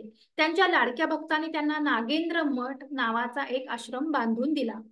तर या नागेंद्र मठाबद्दल सांगितलंय की त्यांचं संपूर्ण नाव नागेंद्रनाथ बहादुरी, म्हणजे आतापर्यंत फक्त आपण बहादुरी महाशय बघितलं लिहिलेलं इथं, तर त्यांचं ऍक्च्युअल मध्ये नाव नागेंद्रनाथ होतं, नागेंद्रनाथ बहादुरी. म्हणून त्यांच्या भक्तांनी, लाडक्या भक्तांनी त्यांना नागेंद्र मठ नावाचा आश्रम बांधून दिला. काही ख्रिस्ती संत महात्मे सुद्धा अधांतरी राहू शकत असत, कारण आपण सुरुवातीलाच बघितलं या चॅप्टरच्या की अधांतरी राहणारे साधू म्हणून त्यांना पहिल्यांदा ओळख त्यांची करून दिली त्यांच्या मित्रांना. तर तेव्हापासून ही गोष्ट म्हणजे बहादुरी महाशयांची आपल्या समोर आली. तर त्यामध्ये 17व्या शतकातील कुपर्टिनोच्या सेंट जोसेफचे नाव प्रख्यात आहे. त्याने करून दाखवलेले चमत्कार पुष्कळांनी प्रत्यक्ष डोळ्यांनी पाहिलेले आहेत. सेंट जोसेफ याला ऐहिक गोष्टींचे विलक्षण विस्मरण असे, पण खरोखरी पाहता ते विस्मरण म्हणजे परलौकिक गोष्टींची पुन्हा आठवण होण्याच्या प्रकाराचे होते. मठामधील त्यांचे बंधू त्याला जेवण्या खाण्याच्या टेबलापाशी येऊ देत नसत, कारण की एखादी वेळी कप बशा घेऊन भिंतूवर, बघा याच्याकडे किती सिद्धी होती, कारण मठामधील त्याचे बंधू त्याला जेवणा खाण्याच्या टेबलापाशी येऊ देत नसत, कारण की एखाद्या वेळी कप बशा घेऊन भिंतीवरून वर चढत जायचा. हा महात्मा ऐहिक कर्तव्य पार पाडण्यास अशाच विलक्षण पद्धतीने अपात्र होता. म्हणजे त्यांना म्हणायचे की भौतिक आयुष्यात जे व्यावहारिक ज्ञान म्हणतो ना, त्याच्यात ते अपात्र होते. कोण? हे सेंट जोसेफ. कारण तो जमिनीवर फार वेळ ठरतच नसे. समोर एखादा साधू संताचा पुतळा दिसला न दिसला की हा महात्मा एकदम वर आधांतरी चढूच लागायचा. आणि मग हवेत हे दोन संत, एक दगडाचा आणि दुसरा हाडामासांचा जिवंत, दोघे एकमेकांच्या गळ्यात गळा घालून बसायचे. आव्हिला या ठिकाणची सेंट थेरेसा हीच आध्यात्मिक उन्नती तर फारच प्रगत झालेली होती. तिला अधांतरी वरवर चढत जाणे जरा त्रासदायक होईल. तिच्या पाठीमागे मठाच्या कारभाराची मोठी जबाबदारीची कामे असायची आणि तिला हे ऊर्ध्वगमनाचे प्रसंग मोठ्या कष्टाने टाळता येत.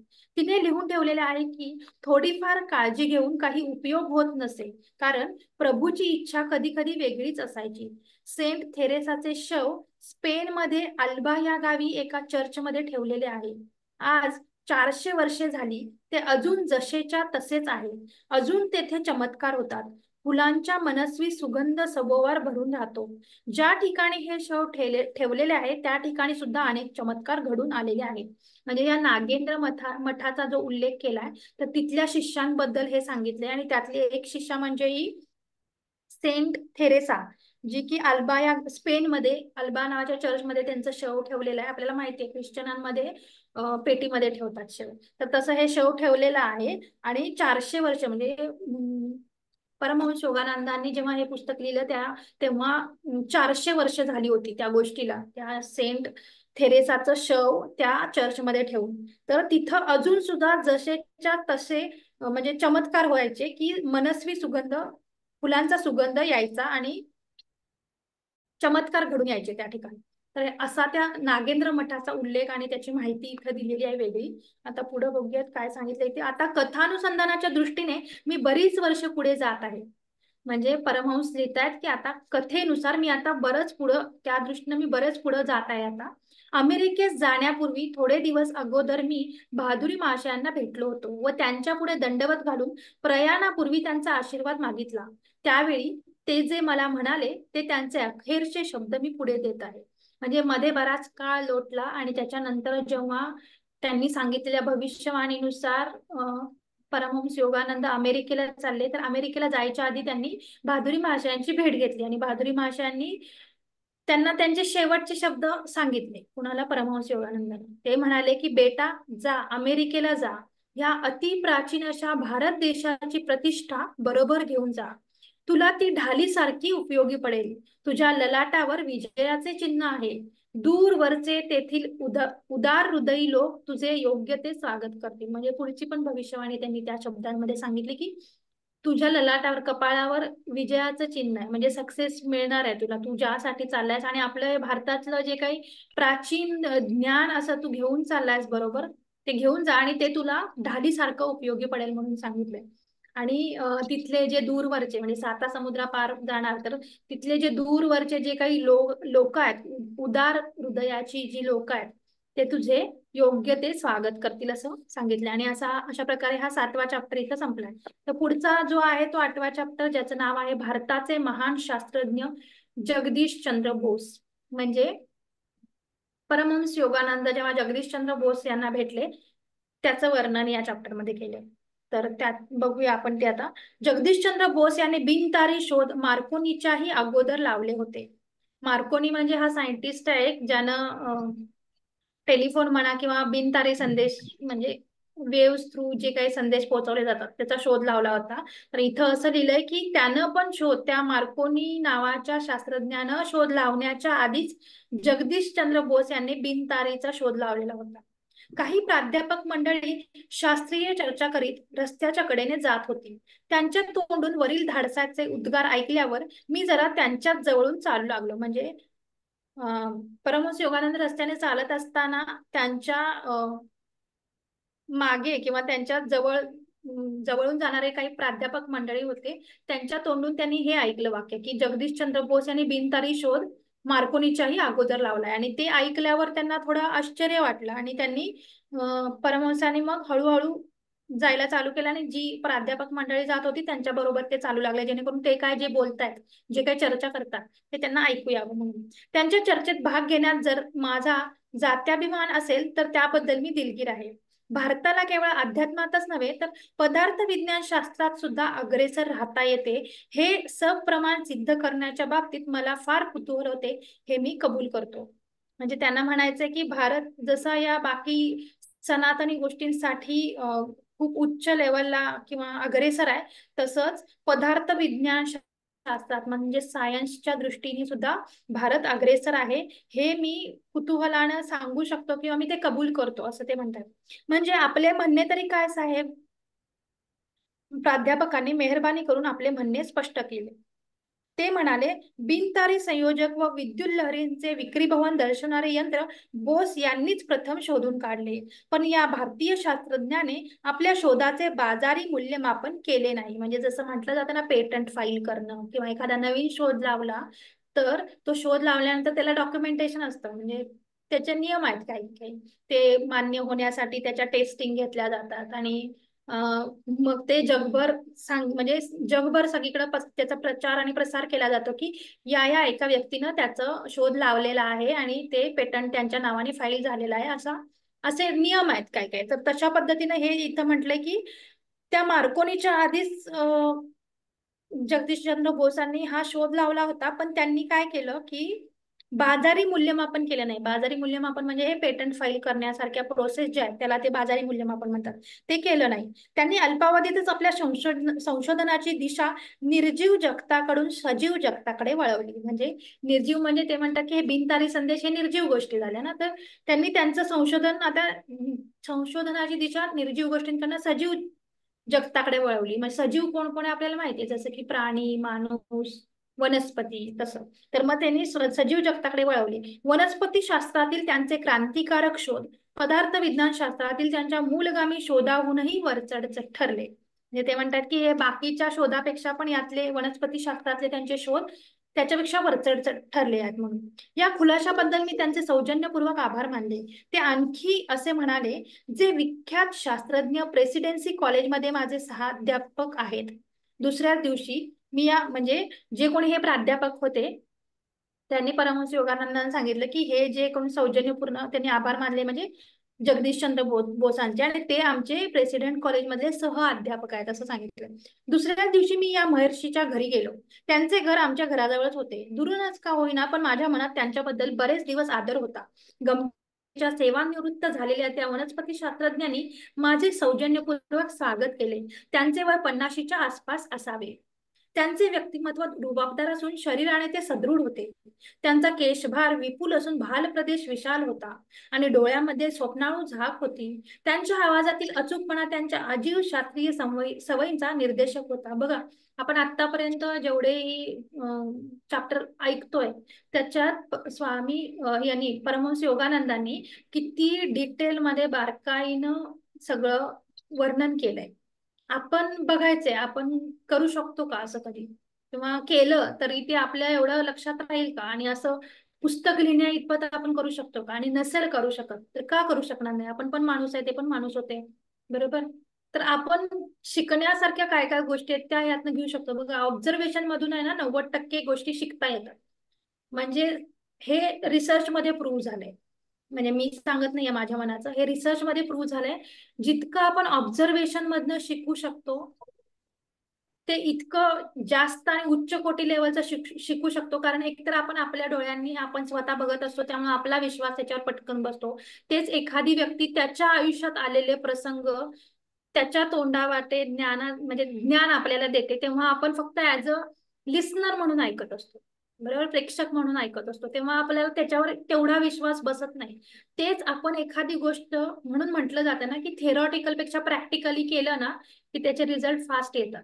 तर प्रॅक्टिकल करणं म्हणजे काय? ऑब्झर्वेशन. जेव्हा ऑब्झर्वेशन आपलं स्ट्रॉंग होतं ना तेव्हा जास्त ज्ञान प्राप्त व्हायला लागतं. करून बघू शकता तुम्ही ही गोष्ट. म्हणजे रोजच्या रुटीन मध्ये आपण कुठे जात असतो ना, ऑब्झर्वेशन बघायचं. आपण एखाद्या मंदिरात चाललोय किंवा कुठेही गार्डन मध्ये चाललोय, तर जाताना आपण घरातनं बाहेर पडलो, समजा आपण पहिल्या मजल्यावर दुसऱ्या मजल्यावर राहत असो, तर जाताना आपल्याला माहित आहेत का आपल्या इमारतीच्या पायऱ्या किती आहेत? कधी मोजल्यात का? हे जस्ट एक सिंपल उदाहरण आहे. कारण की जे काही मोठे मोठे पोस्ट असतात ना इंटरव्ह्यूला, असे प्रश्न विचारले जातात. IAS अधिकारी वगैरे असतात ना, तर त्यांना आपल्याला वाटतं की त्यांच्या इंटरव्ह्यू मध्ये काय विचारत असेल, तर त्यांच्या इंटरव्ह्यू मध्ये असे प्रश्न विचारले जातात स्ट्रॉंग ऑब्झर्वेशनचे. किंवा ते जिथे इंटरव्ह्यूला बसलेले असतात ना, तर समजा माझं तोंड माझ्या लॅपटॉपच्या समोर आहे, तर ते विचारतात की तू जिथे बसलायस ना, तुझ्या मागच्या भिंतीचा कलर कुठला आहे, किंवा त्या मागच्या भिंतीवर कुठल्या पोस्टर अडकवलंय, किंवा काय लिहिलंय कोट, हे सांगा म्हणून. ते न बघता सांगायचं असतं. मग त्याच्यासाठी काय आवश्यक असतं? ऑब्झर्वेशन. आणि ही जी काही हे स्किल दिलंय ना देवाने आपल्याला, ते आपल्याकडेच आहे माणसाकडं. Strong observation. प्राण्यांकडे ऑलरेडी त्या सगळ्या क्षमता एवढ्या उच्च कोटीला, आणि ते त्यांचं पुरेपूर वापर करतात, कारण त्यांना वाचा आणि बुद्धी नाही आहे आपल्या एवढी. वाचा तर नाही आहे, बुद्धी आपल्या एवढी नाही आहे, त्यांचा मेंदू एवढा एवढाच आहे. तरीही पक्षी आणि प्राणी बघा, त्यांना जिथे बांधलेलं असतं, ठेवलेलं असतं, ते त्याच ठिकाणी येतात. कसे काय येतात? त्यांना थोडीच आपल्या गुगल मॅप पाठवलेला असतो, लोकेशन पाठवलेलं असं नसतं. मग कसे येतात ते? त्यांचं ऑब्झर्वेशन तेवढं स्ट्रॉंग असतं. त्यांचे सेन्सेस जे आपल्याला सेन्स, आता ऑब्झर्वेशन म्हणजे काय, डोळ्यांचं काम आहे ना. आपल्या पंचेंद्रियामधला एक इंद्रिय आहे, ते सेन्स आहे तो एक.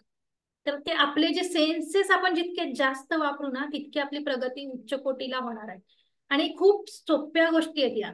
म्हणजे हे काल पण मॅडमनी ग्रुपवर मेसेज टाकलेला ऑडिओ, बरोबर, की त्यांच्याकडे 3 नवीन पुस्तकं आली. त्यातल्या एका पुस्तकामध्ये रेझोनेट कसं होतंय ज्ञान त्याच्याबद्दल, की त्यांच्या लहानपणी त्या उशाखाली पुस्तक घेऊन झोपायच्या.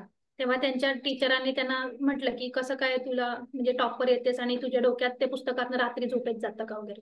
तर त्या पुस्तकात त्याचा उल्लेख होता की आपण म्हणून झोपताना सबकॉन्शियस माइंडचा इथं खूप मोठा रोल आहे. सबकॉन्शियस माइंड म्हणजे आपलं अवचेतन मन कधी जागृत असतं? जेव्हा आपण अल्फा स्टेट मध्ये असतो. आपला ब्रेन अल्फा वेव्ज मध्ये असतो. म्हणजे कधी अल्फा वेव्ह कधी असतात? जेव्हा आपल्याला झोप येते किंवा गुंगी येते, जस्ट पूर्ण झोप लागायच्या आधीची जी स्टेट असते, तेव्हा आपलं सबकॉन्शियस माइंड ऍक्टिव्ह असतं. ऍक्च्युअल मध्ये लहान मुलं जी असतात, 7 वर्षापर्यंतची मुलं, ती 100% वेळ सबकॉन्शियस माइंड त्यांचं ऍक्टिव्ह असतं. पण जसं जसं आपलं वय वाढतं, मोठे होत जातो आपण, तर हे ऍक्च्युली ब्रेनच्या कपॅसिटी आहेत, मेंदूचे हे आहेत सगळे क्षमता आहेत. तर आपलं सबकॉन्शियस माइंड ऍक्टिव्ह कधी असतं?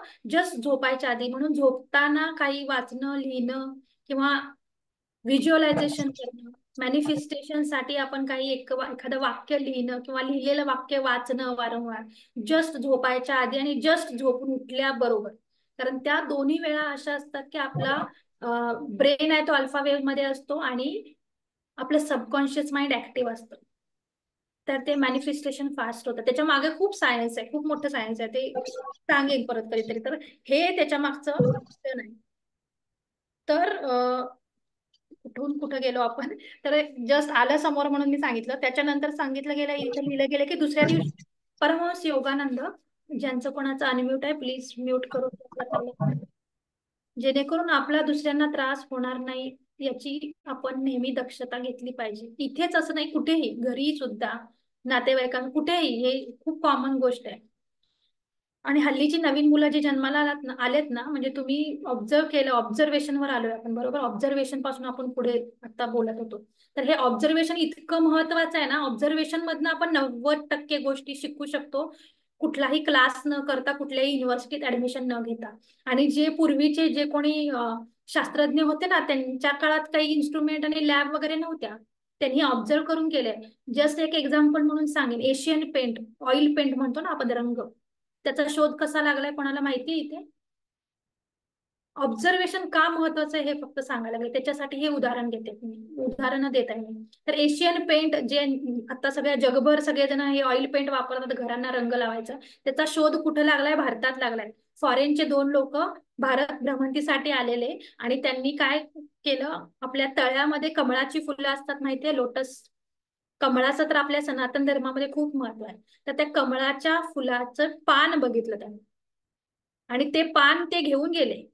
का तर आपल्याला माहित आहे कमळाची पानं एवढी पाण्यात सतत असतात, पण ती भिजत नाहीत, ओली होत नाहीत, कुजत नाहीत, बरोबर. म्हणजे त्यांच्यामध्ये असं काहीतरी विशिष्ट गुणधर्म आहे, बरोबर. त्या एका ऑब्झर्वेशन ना त्यांना क्लिक झालं आणि त्यांनी त्याचा अभ्यास केला त्या पानाचा, आणि त्यात तो अभ्यास करून त्यांनी ऑइल पेंट निर्माण केला. म्हणजे ऑइल पेंटचा शोध तिथून लागला. म्हणून ऑब्झर्वेशन हे खूप महत्वाचं आहे आयुष्यात. जितकं चांगलं ऑब्झर्वेशन असेल ना, तितकं तुमचं ज्ञान वाढणार आहे, आणि तितकी तुमची अध्यात्मात काय सगळ्याच बाबतीत प्रगती होणार आहे. तर सांगायचा हेतू हा होता की कुठलाही चॅप्टर तुम्ही यातला वाचला ना, तर परमहंस योगानंदानी इतकं सुंदर ऑब्झर्वेशन लिहिलंय ना, प्रत्येक एक आणि एक शब्द विचारपूर्वक काळजीपूर्वक वापरलाय. आणि त्यांचं हुबेहूब जे काही वर्णन आहे बघा, आता आपल्या प्रत्यक्षात समोर जरी एखादी व्यक्ती असली तर तुम्ही म्हणजे मी तरी नाही करू शकत, तुमच्यापैकी असेल कोणाकडे ॲबिलिटी तर ग्रेट आहेत तुम्ही, की चेहऱ्यावरती जे काही हावभाव दिसतात, प्रत्येकाच्या चेहऱ्यावरचे हावभाव प्रत्येक सेकंदाला चेंज होत असतात, प्रत्येक इन्सिडेंटच्या वेळेस चेंज होत असतात. तर त्याचं योग्य शब्दात वर्णन करणं सोपी गोष्ट नाहीये. तर त्यांनी प्रत्येक चॅप्टर मध्ये इतकं योग्य पद्धतीने प्रत्येक साधूचं, संतांचं, जे कोणी त्यांना भेटलंय त्यांचं इतकं व्यवस्थित हुबेहूब वर्णन केलंय की ते वाखाणण्याजोगं म्हणण्यापेक्षा त्यातनं आपल्याला शिकायचं हे ऑब्झर्वेशन करणं. तर पुढे सांगितलंय की त्यांच्या आवाजातील, म्हणजे आता ते जगदीशचंद्र बोस यांचं वर्णन करतायत परमहंस योगानंद. त्यांचा केशभार विपुल असून भाल प्रदेश विशाल होता, आणि डोळ्यांमध्ये, भाल प्रदेश म्हणजे छाती, आणि डोळ्यांमध्ये स्वप्नाळू झाक होती. त्यांच्या आवाजातील अचूकपणा त्यांच्या आजीव शास्त्रीय सवयींचा निर्देशक होता. पश्चिमेकडील शास्त्रीय संस्थांच्या परीक्षणाच्या मोहिमेवरून मी नुकताच परत आलो आहे. जीव मात्रांमधील अभेद्य अशी एकता दर्शवणारे जे यंत्र मी शोधून काढले आहे, त्या यंत्राच्या बाबतीत त्या संस्थांच्या सभासदांनी फार कुतूहल दर्शवले. बोस क्रेस्कोग्राफ एका कोटीच्या पटीचे विशालत्व दाखवू शकते, पण या यंत्राने जीवशास्त्रातील संशोधनाला एक चैतन्य आणून दिले आहे. क्रेस्कोग्राफच्या शोधाने निरीक्षणाला अमर्याद क्षेत्र खुले करून दिले आहे. बघा, योगायोगानं पुढे ते निरीक्षणाशी रिलेटेडच संशोधन आलेलं आहे. तर याच्यात काय सांगितलंय, म्हणजे जगदीशचंद्र बोस परमहंसांना सांगतायत, पश्चिमेकडील शास्त्रीय संस्थांच्या परीक्षणाच्या मोहिमेवरून मी नुकताच परत आलो आहे. आणि मग ते सांगतात, जीव मात्रांमधील अभेद्य अशी एकता दर्शवणारे यंत्र मी शोधून काढले आहे. जीव मात्रांमधील अभेद्य अशी एकता म्हणजे कुठली, जीव मात्र कुठले याच्यात, माणूस, प्राणी आणि वनस्पती हे सजीव आहेत, बरोबर. मला वाटतं मी डीएनएच्या सेशन जेव्हा घेतला होता तेव्हा मी सेल दाखवल्या होत्या दोन, एक अॅनिमल सेल आणि एक ह्युमन सेल.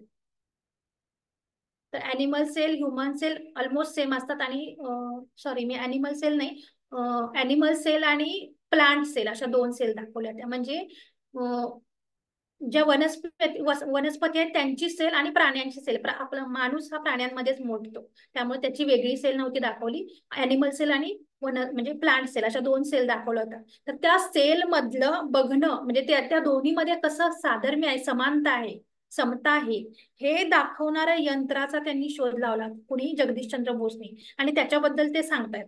तर ते जीव मात्रांमधील अभेद्य अशी एकता दर्शवणारे जे यंत्र मी शोधून काढले आहे, त्या यंत्राच्या बाबतीत त्या संस्थांच्या सभासदांनी मला फार कुतूहल दर्शवले. म्हणजे ते तिथं काय घडलं ते सांगतायत. आता इथे जीव मात्राबद्दल असं लिहिलंय की सर्व विज्ञान शास्त्रे ही इंद्रियातील ज्ञानाची असतात, नाहीतर ती टिकू शकत नाहीत. वनस्पती शास्त्र सुद्धा आता बरोबर व्युत्पत्ती लावू लागले आहे.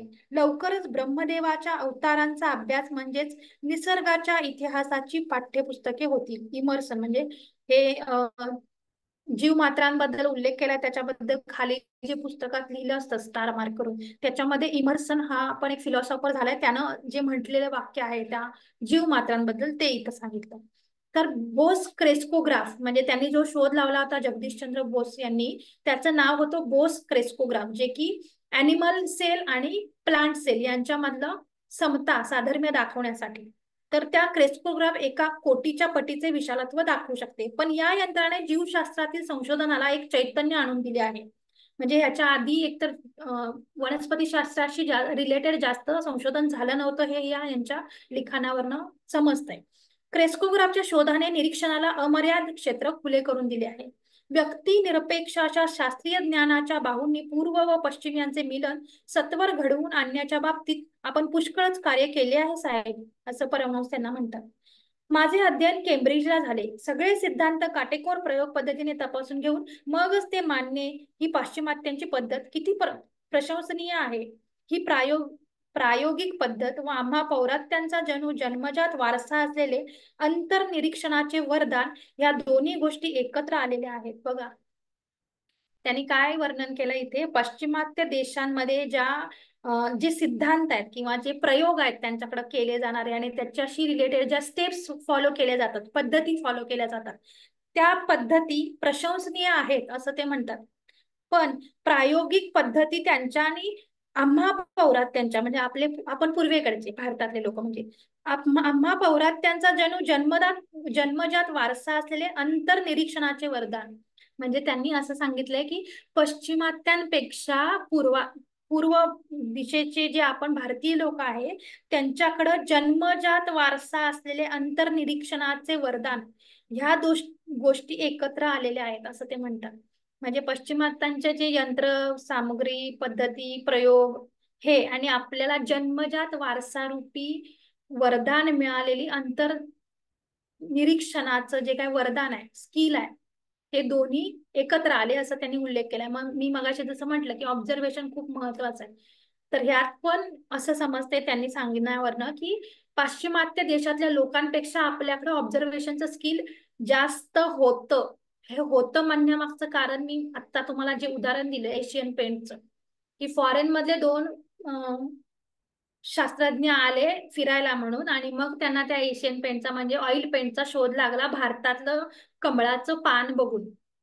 म्हणजे त्यांचं ऑब्झर्वेशन स्ट्रॉंग झालंय आपल्या इकडच्या पद्धती वापरून. जसं की योगाचं महत्व, योगाचा उद्गमच आपल्या इथनं झालाय, त्याचा शोधच आपल्या इथनं लागलाय. आणि जेव्हा आता हे फॉरेनर त्या योगाला खूप जास्ती महत्व द्यायला लागले तोपर्यंत आपण आपल्या सगळ्या हेल्थ आणि शरीराचं नुकसान करून घेतलंय. आणि आता जेव्हा ते आपलं सगळं फॉलो करतायत तेव्हा त्यांचं बघून पुन्हा आपण योगा करायला लागले.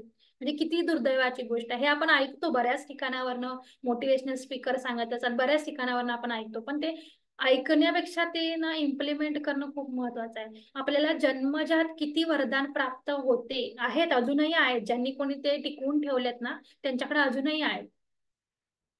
म्हणजे माझ्या आजूबाजूलाच माझ्या फॅमिलीमध्ये आहे असे उदाहरणं की जन्मजात त्यांच्याकडे एवढं स्ट्रॉंग ऑब्झर्वेशन आहे ना की मला एक एकदा प्रश्न पडतो की मी जाणीवपूर्वक ऑब्झर्वेशन बारकाईनं करायचा प्रयत्न करते पण माझ्याकडे तेवढं नाही येत ते ऑब्झर्वेशन. पण ती व्यक्ती जेव्हा एखाद्या जरी ठिकाणी गेली तर ते रंग आकार जे काही आहे ते बारीक बारीक पण त्यांच्या दृष्टीस येतं ते. तेव्हा मला म्हणजे ते प्रत्यक्ष अनुभव मी घेते ते माझ्या रोजच्या लाईफमध्ये. तर हे जन्मजात वरदान होतं आपल्याकडे. ज्यांचं आहे ते वेल अँड गुड, ज्यांचं नाही आहे त्यांना डेव्हलप करावं लागेल. आपल्याच हातात आहे हे सगळं. घालवलंय पण आपणच, मिळवायचं आपल्यालाच आहे. तर अशा पद्धतीने त्यांनी दोन्ही गोष्टींचा हे सांगितलं होतं. ह्या दोन्ही साधनांचा उपयोग करून आतापर्यंत काहीही संदेश जेथून मिळू शकला नाही अशा निसर्गाच्या राज्यातील रहस्ये मी उघडी करून दाखवले आहेत. माझ्या क्रेस्कोग्राफच्या मदतीने तयार केलेले बोलके तक्ते हे वनस्पतीमध्ये सुद्धा भावनाशील मज्जा संस्था असून त्यांना सुद्धा विविध प्रकारच्या भावना आहेत हे अगदी शंकेखोर माणसांना सुद्धा सप्रमाण सिद्ध करून दाखवतात. बघा, आता त्यांनी सांगितले त्यांनी हे क्रेस्कोग्राफ बनवलंय. क्रेस्कोग्राफ म्हणजे काय आहे ते बघूया. मूळ लॅटिन धातू क्रिस्कियर म्हणजे वाढवणे. क्रेस्कोग्राफ तयार करण्याबद्दल व इतर संशोधनाबद्दल जगदीशचंद्र बोस यांना 1917 साली नाईट ही उपाधी मिळाली आहे किंवा मिळाली होती सॉरी. तर 1917 मध्ये त्यांना ती नाईट ही उपाधी मिळाली. नाईट आता ते का दिले ते आपल्याला पुढचं ऐकल्यावर समजेल. तर हे क्रिस्कियर जे आहे किंवा हे क्रिस्कोग्राफचा जो त्यांनी शोध लावलाय त्याच्यात काय समजतंय की जी लोक डोळे उघडे ठेवून आपण जरी वनस्पतींना बघत असलो तरी त्या वनस्पतींच्या आतमध्ये सुद्धा माणसाच्या आतमध्ये जशा पेशी आहेत, रक्तवाहिन्या आहेत, मॉलिक्युल्स आहेत, जे काही आहे आपल्या आतमध्ये तसंच त्या वनस्पतींच्या आतमध्ये पण आहे. हे आधी माहिती नव्हतं जगात कोणाला. आणि जेव्हा जगदीशचंद्र बोसनी शोध लावला या क्रेस्कोग्राफचा तेव्हा क्रेस्कोग्राफच्या मदतीनं वनस्पतीमध्ये सुद्धा भावनाशील मज्जा संस्था असून त्यांना सुद्धा भावना आहेत हे शंकेखोर माणसांना सुद्धा सिद्ध करून दाखवता येतं त्या मशीनद्वारे असं ते सांगतायत. म्हणजे आपल्याला कसे इमोशन आहेत, आपल्याला आपण रडलो की डोळ्यातनं पाणी येतं किंवा समोरच्याला कळतंय की आपण रडतोय किंवा आपण हसलो की आपला पूर्ण चेहरा वगैरे किती एकदम आनंदी असतो त्या भावनेवरनं कळतंय. म्हणजे आपण माणसाच्या भावना समजू शकतो. तर त्यांनी म्हटलं की ह्या क्रेस्कोग्राफच्या सहाय्यानं वनस्पतींच्या भावना सुद्धा कळतात. जी लोक विश्वास ठेवणार नाही त्यांच्या समोर हे सिद्ध करून दाखवू शकतो ते क्रेस्कोग्राफ. अशा पद्धतीने त्यांनी त्या एका यंत्राचा शोध लावला बोसने. आणि त्या शोधाबद्दल जसं म्हटलं की त्यांनी पहिला जो काय म्हणतात बिनतारी संदेशाचा शोध लावलेला, तेव्हा त्यांनी डॉक्युमेंटेशन केलं नव्हतं, पेटंट फाईल केलं नव्हतं, किंवा बाजारीकरण काय म्हटलं त्याला, बाजारी मूल्यमापन केलं नव्हतं त्यांच्या शोधाचं संशोधनाचं. पण आता त्यांनी या क्रेस्कोग्राफ जेव्हा केला तेव्हा त्यांनी त्याचं बाजारी मूल्यमापन केलं, म्हणजे पेटंट फाईल केलं. आणि ते जेव्हा पेटंट फाईल केलं तेव्हा त्यांना नाईट ही उपाधी मिळाली. तर पुढं सांगितलं गेलंय की प्राण्यांप्रमाणे वनस्पती सुद्धा प्रेम, द्वेष, आनंद, भीती, सुख, दुःख, क्रोध, मोह आणि अशाच दुसऱ्या असंख्य भावनांच्या बाबतीत तितक्याच व्यापक प्रमाणात संवेदनाशील आहेत. बघा, म्हणून मी एका ठिकाणी ऐकलं होतं, म्हणजे मी तसं फॉलो पण करते, इम्प्लिमेंट पण करते, की आपण म्हणजे मी लहानपणी मी पण झाडांची फुलं म्हणजे अशी ओरबडून ओरबडून तोडलेली आहेत, मला आठवते. तर मी खूप जास्त त्याच्यासाठी माफी मागते त्या झाडांची आत्ता सुद्धा. आणि आत्ता जेव्हा केव्हा मला जेव्हा फुल तोडायचं, शक्यतो मी तोडतच नाही, देवाला फुलं बिलं घालणं मला नाही पटत सध्या, बऱ्याच हे ज्ञान आल्यापासून. तर तरीही जेव्हा तोडायला लागतं फुल तेव्हा पहिला त्या फुलाला ग्रॅटिट्यूड, त्या झाडाला ग्रॅटिट्यूड. आणि ते फूल जे काही सौंदर्य आपल्या दृष्टीला मिळतंय ते बघायला त्या फुलामुळं आपण आनंदी होतो. असं होत नाही ना कधी की फुल बघितलंय खूप सुंदर आणि आपण दुःखी झालोय, नाही होत असं. बघा, जेव्हा आजारी लोक असतात तेव्हा फुलांचे गुच्छ घेऊन जातात. का घेऊन जातात? कारण फुलांमध्ये एक शक्ती आहे, सामर्थ्य आहे त्यांच्याकडं, की उत्साह निर्माण करायचं, वातावरण बदलायचं. त्यांच्याकडे ती सिद्धी म्हणू शकतो आपण आहे. आणि आतापर्यंत ती फुलं आपण अशा पद्धतीने तोडले. तर मला जेव्हा याची जाणीव झाली तेव्हापासून मी स्वतः माझ्या लाईफमध्ये ते इम्प्लिमेंट करते, की फुल तोडत असताना पहिला ग्रॅटिट्यूड, तोडतोय त्यासाठी क्षमा, आणि काय कारणासाठी तोडत आहे हे त्या झाडाला सांगितलं जातंय आणि ते सांगते मी. आणि मग ते अलगद नाजूकपणे, जितक्या नाजूकपणे तोडता येईल तेवढं मी तोडायचा प्रयत्न करते ते फुल. शक्यतो 99% वेळा मी अवॉइड करते फुल तोडायचं, पण गरजच असेल कधी तेव्हा तोडायचं झालं तर अशा पद्धतीने तोडते. किंवा आपण तुळशीची पानं एखाद्याला काढा करायचा असेल तेव्हा, तर तेव्हा सुद्धा सेम इम्प्लिमेंट करते मी. तर हे सांगण्याचा हेतू हा आहे की त्या क्रेस्कोग्राफचा शोध लावल्यानंतर न झाडांना सुद्धा भावना आहेत, वेदना आहेत, संवेदना आहेत, हे जगदीशचंद्र बोसांनी शोध लावल्यावर कळालं. त्याच्या आधी माहिती नव्हतं. तर आता तर आपल्याला माहिती आहे सगळं की झाडं पण कम्युनिकेशन करतात.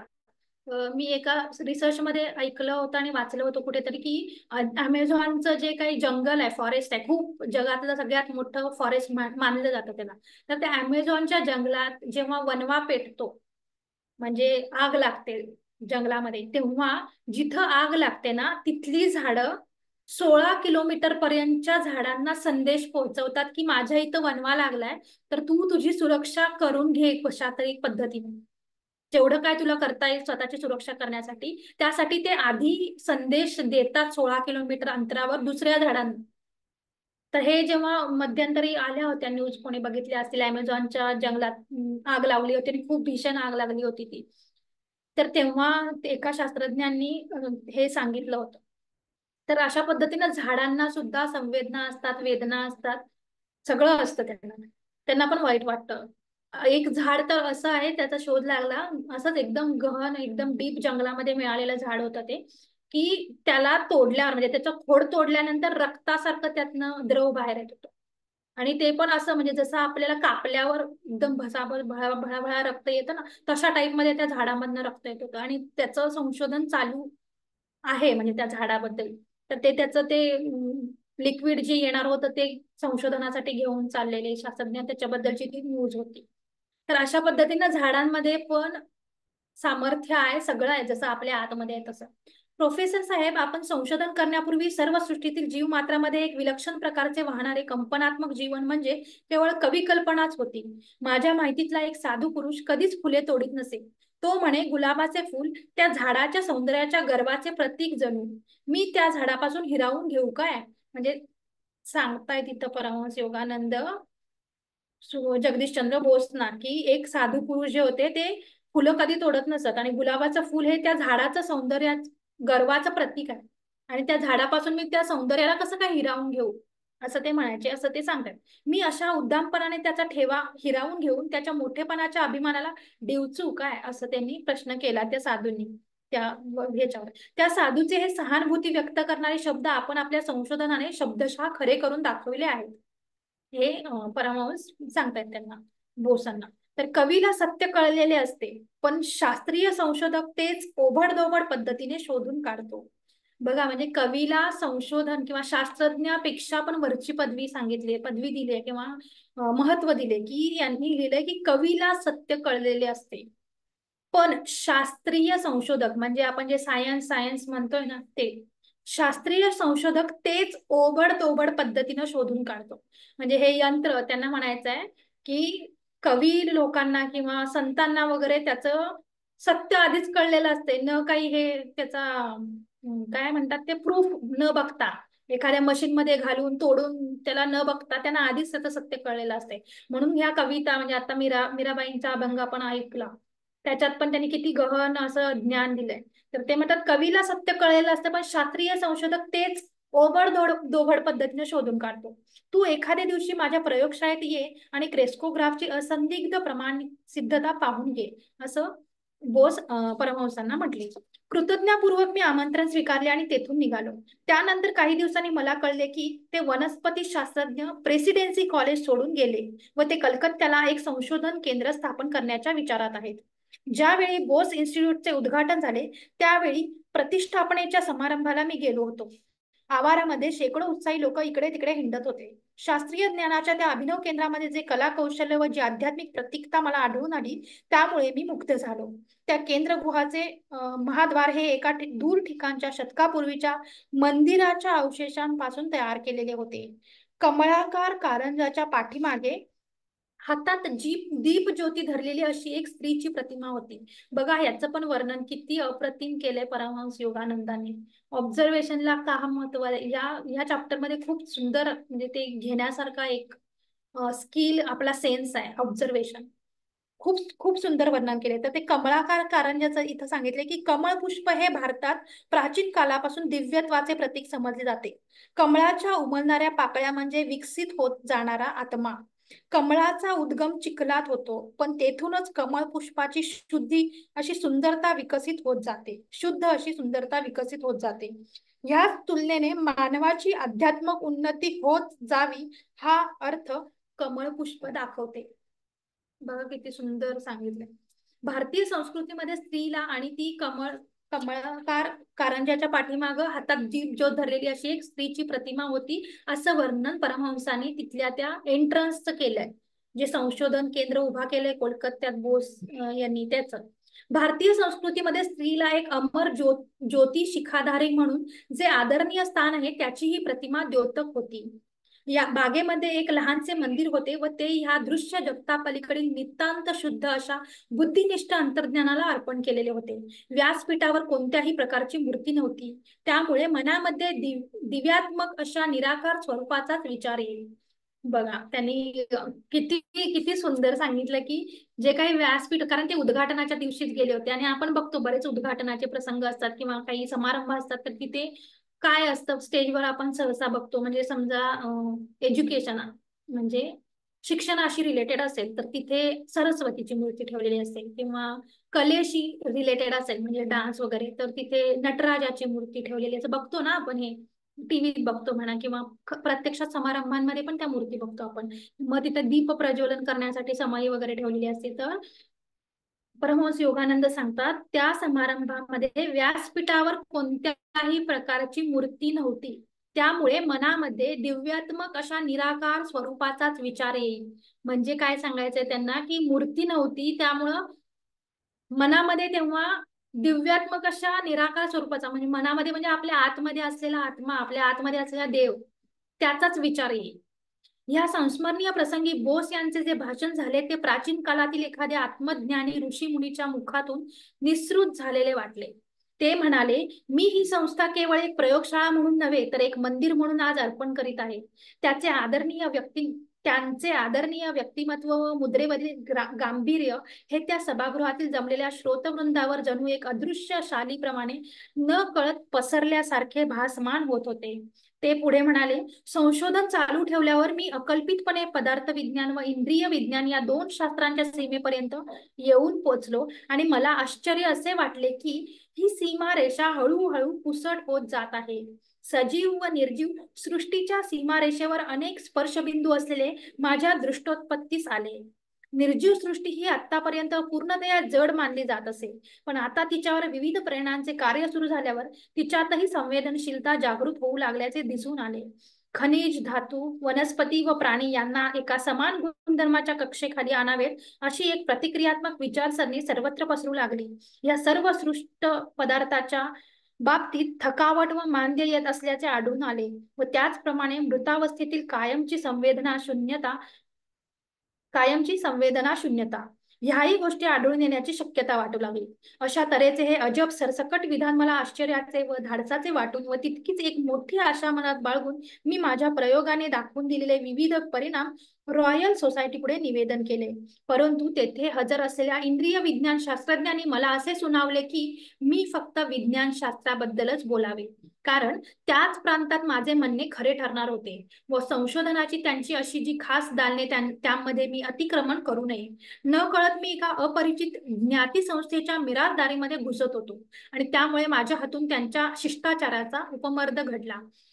बोस सांगतायत ते जेव्हा भाषण देत होते तेव्हा ऑफकोर्स आता एखाद्या प्रयोगशाळेचं उद्घाटन होत आहे तेव्हा तिथे शास्त्रज्ञांनाच बोलवतात, बरोबर. शास्त्रज्ञांना पण बोलवलं होतं, तर त्यांच्यापेक्षा पण महान आणि संशोधन केलेले शास्त्रज्ञ होते वेगळ्या वेगळ्या क्षेत्रातले, वेगळ्या वेगळ्या डिपार्टमेंटचे. जसं आता यांनी वनस्पती शास्त्राबद्दल शोध लावला होता आणि हे सांगितलं, तसं तिथं भौतिक शास्त्र किंवा भौगोलिक शास्त्र, वेगळे वेगळे गणितशास्त्र, असे वेगळ्या वेगळ्या डिपार्टमेंटचे शास्त्रज्ञ सुद्धा होते. आणि जेव्हा त्यांनी विधान केलं एक की निर्जीव आणि सजीव आपण म्हणतो, पण ह्या दोन्ही मध्ये सीमारेषा जी आहे ती हळूहळू पुसट चालली असं मला वाटतंय, असं ते जेव्हा ते म्हटले तेव्हा बाकीचे जे काही शास्त्रज्ञ होते त्यांनी त्याच्यावर आक्षेप घेतला. ते म्हटले की तुम्ही जो काही शोध लावलाय तो वनस्पती शास्त्राचा लावलाय, तर तुम्ही त्याच्याबद्दलच बोला, तुम्ही दुसऱ्या डिपार्टमेंटला त्याच्यामध्ये इन्व्हॉल्व्ह करू नका, कारण ते तथ्य होणार नाही किंवा ते मान्य केलं जाऊ शकत नाही असं त्यांचं म्हणणं होतं. का तर शेवटी ते त्यांच्या डिपार्टमेंट मधले होते, त्यामुळे त्यांना त्यांचं डिपार्टमेंट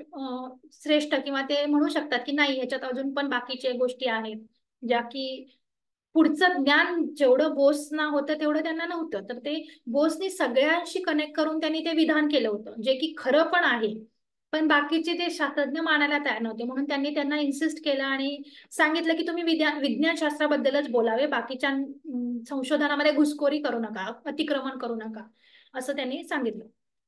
तर त्यांच्या मनामध्ये अजाणतेपणे अज्ञानाला श्रद्धा मानणारी अशी एक धार्मिक बैठक होती. म्हणजे एक तर पाश्चिमात्य देशांमध्ये पूर्वीपासून भारतातले लोक म्हणजे खूप धार्मिक, अंधश्रद्धाळू असं मानलं जायचं. आणि हे जे काही उद्घाटन होतं तेव्हा बोसनी जेव्हा हे वक्तव्य केलं की सजीव निर्जीव सेम आहेत, ऍक्च्युली निर्जीव मध्ये पण सजीवांच्या सगळ्या गोष्टी आहेत, तेव्हा जे बाकीच्या शास्त्रज्ञांनी आक्षेप घेतला तेव्हा सगळं झालं. त्याच्यानंतर त्यांना काय वाटलं, म्हणजे बोस काय सांगतात की जे बाकीचे शास्त्रज्ञ होते त्यांच्या मनामध्ये अज्ञानाला श्रद्धा मानणारी अशी एक धार्मिक बैठक होती. म्हणजे ते बोसना पण धार्मिक दृष्टीने बघत होते की अज्ञान धार्मिक म्हणजे पूर्ण ज्ञान नसलेला अज्ञानी धार्मिक, जशी बैठकी असतात तशा टाईप मध्ये. ज्या परमेश्वराने आपल्या सभोवती सतत उत्क्रांत होत असलेल्या सृष्टीचे गूढ निर्माण केले आहे, त्यानेच आपणामध्ये चिकित्सा करण्याची व शंकांचे समाधान करून घेण्याची इच्छाही निर्माण केलेली आहे.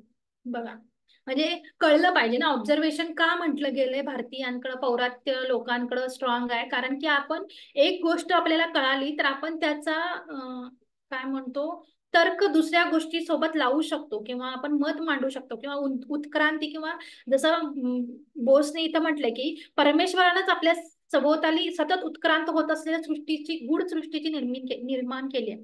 तर त्यानंच आपल्याला ती त्या ज्या काही शंका येतात आपल्याला किंवा जे काही चिकित्सा करण्याची, अनालिसिस करण्याची जी भावना आहे किंवा इच्छा आहे ती पण त्यानंच निर्माण केली आहे. त्यामुळे त्यांचं म्हणणं आहे की जे काही आपल्या आतमध्ये येतंय त्यानंच निर्माण केलेलं आहे, त्यामुळे ते पण चुकीचं नाहीये ना. तर आपले म्हणणे दुसऱ्यांना ताबडतोब पटवून देता येत नाही. इतर संशोधकांना ते पटवून देण्यास अनेक वर्ष लागतात. मग बघा, जेव्हा सेम लेवलच्या व्यक्ती असतात, आता जर अध्यात्मातल्या व्यक्तींबरोबर चर्चा करायला लागल्या आणि ते एकमेकांना काही सांगायला लागल्या, त्यांच्या नॉलेज प्रमाणे, तर ते त्यांना पटतं. पण तेच अध्यात्मातली व्यक्ती एका सायन्स, प्युअर सायन्स असलेल्या, लॉजिकल माइंड असलेल्या, अनालिटिकल माइंड असलेल्या माणसाला सांगायला गेली तर ते त्यांना मान्य होत नाही, बरोबर. तर त्याच इथं ते उदाहरण देत आहेत की आपले म्हणणे दुसऱ्यांना ताबडतोब पटवून देता येत नाही. दुसऱ्यांना म्हणजे कोणाला, ते आता मी तुम्हाला थोडक्यात सांगितलं तसं. तर इतर संशोधकांना ते पटवून देण्यास अनेक वर्षे लागतात, कारण त्यांना प्रूफ पाहिजे असतं, डोळ्यांना दिसलं पाहिजे ना प्रत्यक्षात. ते डोळ्यांच्या मागचं नाही ओळखू शकत, सेन्सनी नाही ओळखू शकत. तोपर्यंत शास्त्रीय ज्ञानाच्या साधकास दीर्घकाल अनिवार्यपणे सारखे झगडावे लागते.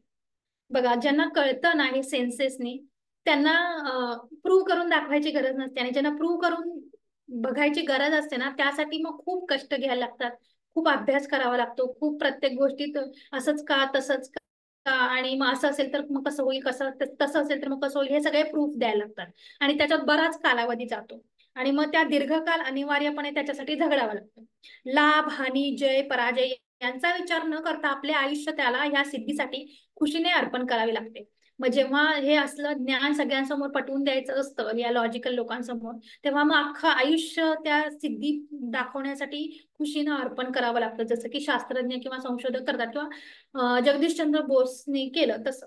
काही कालाने प्रमुख अशा जगातील शास्त्रीय संस्थांनी माझे सिद्धांत व माझ्या प्रयोगांचे निष्कर्ष मान्य केले. म्हणजे त्या उद्घाटनाच्या वेळी हे भाषण करत असताना किंवा परमहंस योगानंदांना भेटले तेव्हा पण ते मान्य झालेलं नव्हतं. ते सांगतात की काही कालानंतर प्रमुख अशा जागतिक शास्त्रीय संस्थांनी माझे सिद्धांत, प्रयोग किंवा जो काही रिसर्च आहे तो मान्य केला, व शास्त्रीय ज्ञानाच्या अभ्यासाच्या बाबतीत भारताने जो हातभार लावला त्याचे महत्त्व त्यांनी ओळखले. कोणती लहान किंवा कोणती लहान किंवा मर्यादित स्वरूपाची गोष्ट भारताचे समाधान करू शकेल? एका अखंडित व जिवंत अशा परंपरेला अनुसरून आणि पुनरुज्जीवनाच्या एका अतुल शक्ती सामर्थ्याने या देशाने अनेक स्थित्यंतरामध्ये जाऊन पुनरपी आपल्या स्वतःच कालानुरूप व स्थितीनुरूप जुळवून घेतलेले आहे. सत्वर मिळणाऱ्या या व लोभनीय अशा बक्षिसांचा लोभ बाजूला सारून जीवनाची अत्युच्च मूल्ये साध्य करण्यासाठी भारतीय नेहमी प्रयत्नशील राहिलेले आहेत, आणि हे प्रयत्न निष्क्रिय संन्यासमार्गी नसून सक्रिय संघर्षाचे होते. ज्या संशोधकांनी हा संघर्ष टाळला त्यांना काहीच मिळाले नाही.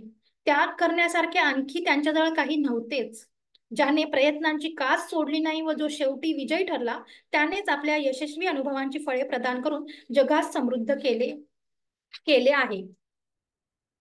बोस प्रयोगशाळेत ठीक आहे, आपण थांबूया तिथं. अजून आहेत एक दोन चार पेजेस, उद्या उद्या बघू आपण ते, पण वेळ पण झाली आहे. तर आपण ध्यान करणार आहोत. तर पाणी वर्टेक्स वॉटर करून पाणी पिऊन घ्या. एक 2 मिनिटं मी थांबते.